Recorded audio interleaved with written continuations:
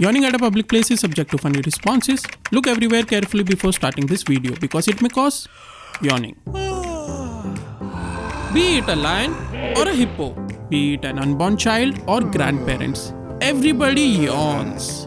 And since time immemorial, yawning is considered a sign of drowsiness and boredom. But did you know that yawning is linked to attraction? It is linked to anxiety and is a sign of cooling of the brain. Yes, you heard it right. Watch this episode till the end to know all about it.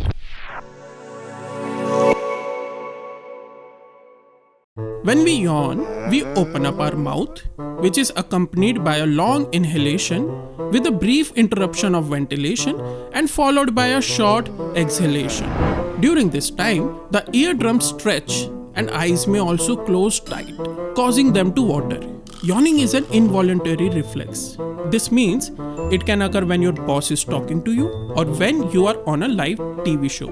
It is our body's automatic response to something. But what's something? Let's find out.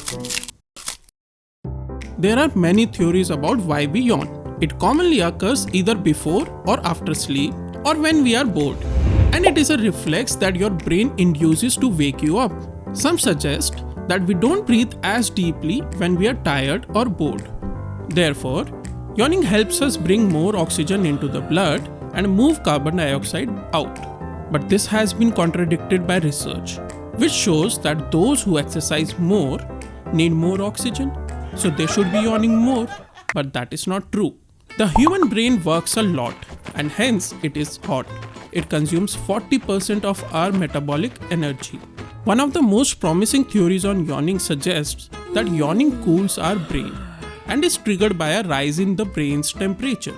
Andrew C. Gallup and his team from the SUNY Polytechnic Institute, USA, have worked on the science of yawning, and according to their research, 3 factors influence the brain's temperature: rate of arterial blood flow, the temperature of the blood, and the metabolic heat production within the brain.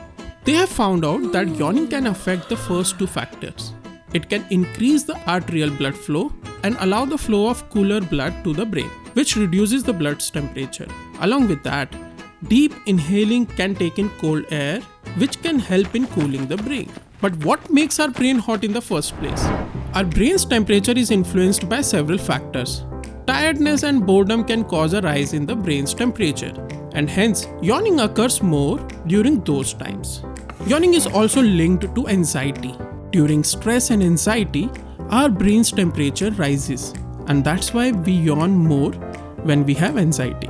Not only this, a more recent study suggested that yawning can stimulate arousal. Yawning mechanically stimulates the carotid artery, promoting an increase in cortical arousal via neck compression that accompany yawning. But what about contagious or social yawning? According to a study, the likelihood of yawning increases 6-fold after seeing someone else yawn. Some scientists believe that contagious yawning may be a catalyst for conveying empathetic feelings or a means of social communication. Contagious yawning builds in the age of 4-5, at the age when the empathy feeling starts developing. Some scientists believe that this is linked with a phenomenon called social mirroring. It is a behavior in which one person unconsciously imitates the gesture, speech pattern, or attitude of another. This is due to the mirror neurons present in our brain, which get activated when someone yawns. If you are still here, then I'm sure you have yawned quite a few times until now. Now onwards, if someone nearby yawns, you know that it is not just because of sleepiness. And this makes you equipped with the fact that you can yawn whenever and wherever you want to. That's all in this episode. Do share some bizarre topics on which you want to watch explained.